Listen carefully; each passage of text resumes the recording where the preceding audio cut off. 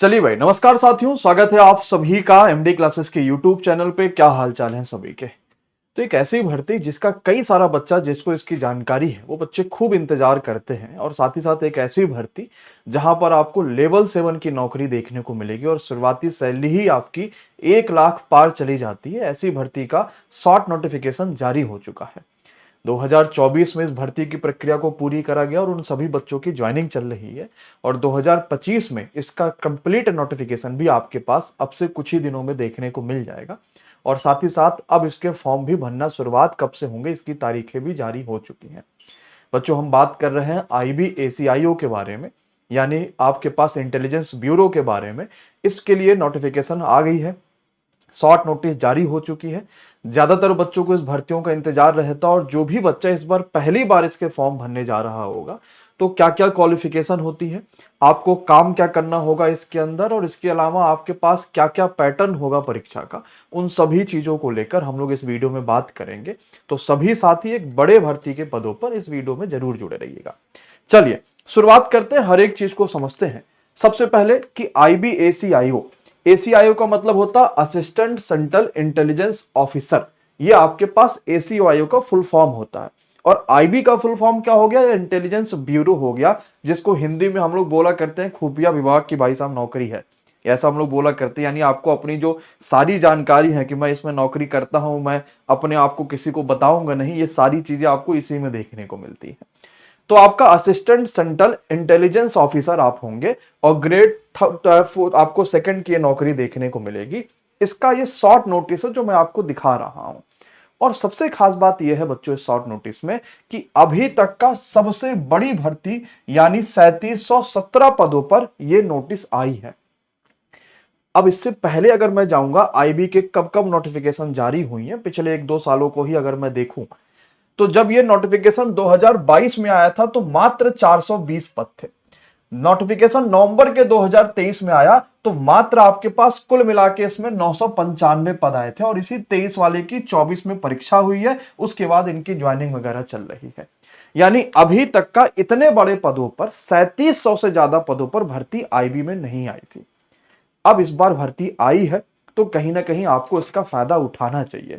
इस वीडियो में IB को लेकर मैं सभी जानकारी आपके साथ साझा करने वाला हूं कि जिसको भी फॉर्म भरना है क्या क्या प्रमुख चीजें पता होनी चाहिए, फॉर्म भरने के लिए आपके पास एज क्या होनी चाहिए, क्वालिफिकेशन होनी चाहिए, वो सभी चीजों के ऊपर बात करेंगे। सबसे पहले जनरल के कुल मिला के जो पद है वो 1537 है, EWS के 442 है, OBC के 946 है, SC के 556 है, और ST के 226 पद है। तो कुल मिला के 3717 पदों पर एक बड़ी भर्ती IB में आई हुई है। अब इसके फॉर्म कब से शुरुआत हो रहे होंगे? तो फॉर्म 19 जुलाई से लेकर 10 अगस्त तक भरे जाएंगे, यानी लगभग आपको 1 महीने का समय इस बार देखने को मिल रहा है। अब हमें यह बात समझ में आ गई कि मैं इसका फॉर्म कब से भर पाऊंगा, लेकिन कौन कौन सा बच्चा इसका फॉर्म भर पाएगा वो क्वालिफिकेशन को जरा समझते हैं। IB के इस फॉर्म को भरने के लिए आपके पास खाली ग्रेजुएशन होना चाहिए। अब उसके लिए कौन सा स्ट्रीम है इससे कोई फर्क नहीं पड़ता, क्या करा है हमने अपने ग्रेजुएशन में, चाहे वो BSc करा हो चाहे BA करा हो, इससे कोई फर्क नहीं पड़ता। यानी अगर आपका ग्रेजुएशन कंप्लीट हो गया है, कब से कंप्लीट हो गया है? जो फॉर्म भरने की आखिरी तारीख है, यानी 10 अगस्त से पहले पहले अगर आपने अपना ग्रेजुएशन खत्म कर दिया है, डिग्री आ गई है, तो आप IB के इस फॉर्म को भर सकते हैं। अब जैसे मैं अगर यही कमेंट बॉक्स में पूछूंगा कि ज्यादातर साथी मुझे एक बार जरूर कमेंट में बताइए कितने ऐसे साथी हैं जिनका ग्रेजुएशन कंप्लीट हो चुका है, जरा कमेंट में यस बताइए। तो ज्यादातर बच्चा कहेगा कि हाँ सर मेरा ग्रेजुएशन कंप्लीट हो चुका है, मैं अभी इस नौकरी की तैयारी कर रहा हूं, और अगर इस नौकरी के साथ साथ मैंने IB में फॉर्म भर दिया तो मुझे क्या एक्स्ट्रा पढ़ना पड़ेगा उसके बारे में भी अभी आपको जानकारी मिल जाएगी। तो कुल मिला के ग्रेजुएशन अगर आपके पास है तो आप इस फॉर्म को भर सकते हैं, और ज्यादातर बच्चा फॉर्म को भर सकता है, मुझे कमेंट बॉक्स में सब दिख रहा है। डिजायरेबल क्वालिफिकेशन क्या है? नॉलेज ऑफ कंप्यूटर, यानी आपको कंप्यूटर की जानकारी होनी चाहिए। इसमें कोई डिग्री नहीं चाहिए कि आपके पास कंप्यूटर का एक डिग्री होना चाहिए कि मैंने ये वाली डिग्री CCC कर रखा है या O लेवल कर रखा है या कुछ ऐसा कर रखा तभी मैं फॉर्म को भर सकता हूं, नहीं। सिर्फ आपको कंप्यूटर पता होना चाहिए कि अच्छा ये सिस्टम रखा हुआ, इसमें CPU, इसमें ये है, उसमें वो है, खाली वो पता होना चाहिए। अब कंप्यूटर क्यों जानना जरूरी है? क्योंकि IB की ट्रेनिंग होती है, 100 लोग का ग्रुप बनाकर ये ट्रेनिंग किया करते हैं। तो वहां पर आपको कंप्यूटर और बाकी सभी चीजें बताई जाती हैं।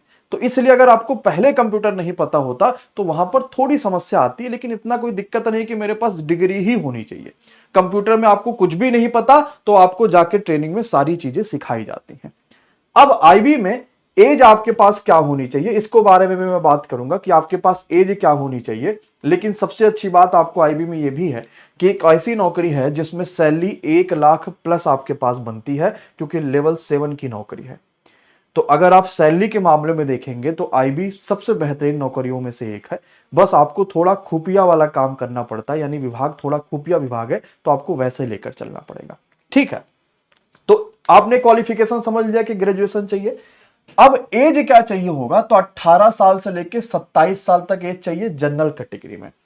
सेम वही चीज जो रिलैक्सेशन हर जगह मिलता है कि SC ST है तो 5 साल का रिलैक्सेशन और 3 साल का रिलैक्सेशन मिलेगा अगर आप ओबीसी हैं।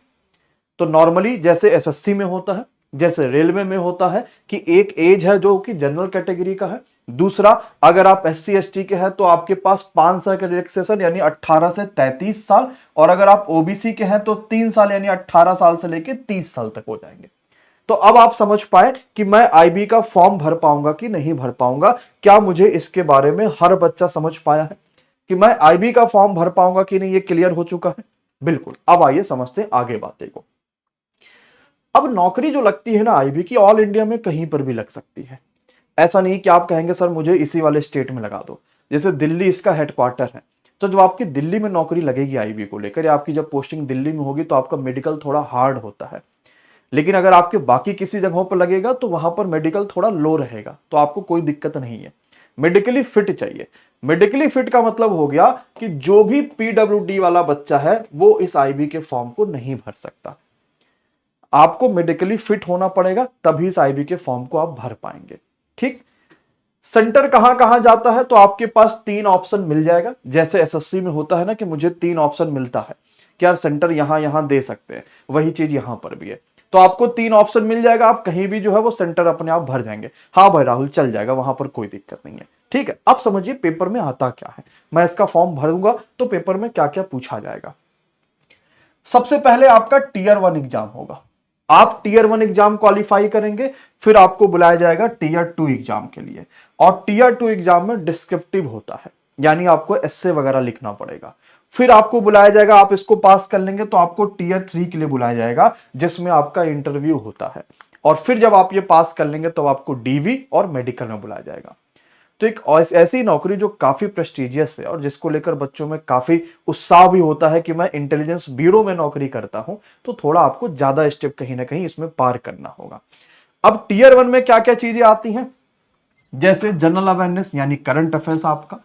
उसके बाद मैथमेटिक्स हो गया, तो इसमें मैथ में सारा नहीं आएगा, आपके पास मैथ में अरिथमेटिक आ जाएगा, मेंसुरेशन आएगा एडवांस में का, और स्टैटिक्स के क्वेश्चन आते हैं, और बाकी एडवांस का कुछ भी इसमें नहीं मिलता आपको।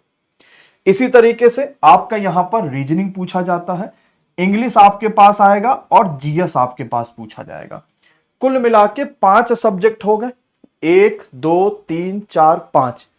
5 सब्जेक्ट में से हर सब्जेक्ट से 20 क्वेश्चन आता है, और अगर 20 क्वेश्चन हर सब्जेक्ट से आएगा तो टोटल आपका 100 क्वेश्चन हो गया 100 नंबर का।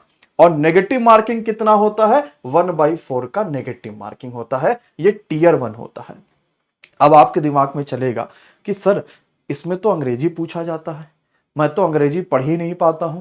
तो मैं कहूंगा कि अगर आप बाकी किसी और फॉर्म को नहीं भरे हैं, या आपका बाकी कोई और फॉर्म भरने का अभी तक कोई इरादा नहीं है, तो आप पूरा ध्यान अपना आईबी पे लगा सकते हैं, क्योंकि इसका प्रोसेस थोड़ा जल्दी हो जाता है। प्लस इसकी नौकरी सबसे ज्यादा बेहतरीन नौकरियों में से एक आपके पास है। अगर आपको यह सपना है कि मैं खुफिया विभाग में नौकरी करूं, जैसे होता नहीं, कई सारे बच्चे बचपन में होते हैं कि उनको बहुत दौड़ भाग, बहुत ये सब चीजें, बहुत उन सब चीजों का बड़ा शौक होता है, जो हम बदमाशियां करते। तो अगर आपको उन सब चीजों का शौक है, तब आपके लिए सबसे बेहतरीन नौकरियों में से है। अब इंग्लिश की बात करेंगे तो 20 क्वेश्चन इंग्लिश के आते हैं। अगर आपने ठीक से पढ़ाई करी तो आप निकाल सकते हैं, कोई दिक्कत नहीं है। और जो टीयर 2 होता है, इसमें आपका डिस्क्रिप्टिव पेपर होगा, जिसमें 50 नंबर एस्से आएगा, जिसमें 50 नंबर का होगा, 30 नंबर आपका एक्से आएगा, और 20 नंबर इंग्लिश कंप्रिहेंशन के आते हैं, यानी 30 20 50 नंबरों को ये हो गई। किसके लिए ज्यादा बेहतर हो जाता है, जो बच्चा सीपीओ स्पेशल है उनके लिए सबसे बेहतरीन हो जाता है कि सीपीओ होगा तो सीपीओ में आपके पास बेहतर यहां पे मिलेगा। फिर आपका इंटरव्यू हो जाता है, इंटरव्यू 100 नंबर का होता है। तो पहले आपका प्री परीक्षा हो गया 100 नंबर का, फिर आपका दूसरा मेंस परीक्षा हो गया 50 नंबर का, फिर आपका इंटरव्यू हो गया।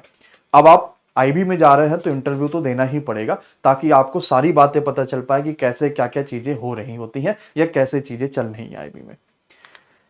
अब आपने सारी चीजों को समझ लिया, क्या मुझे इसकी तैयारी करनी चाहिए या नहीं करनी चाहिए, मैं कैसे डिसाइड कर पाऊंगा? ये मैं डिसाइड कर पाऊंगा जब मैं पीवाईक्यू सॉल्व करूंगा।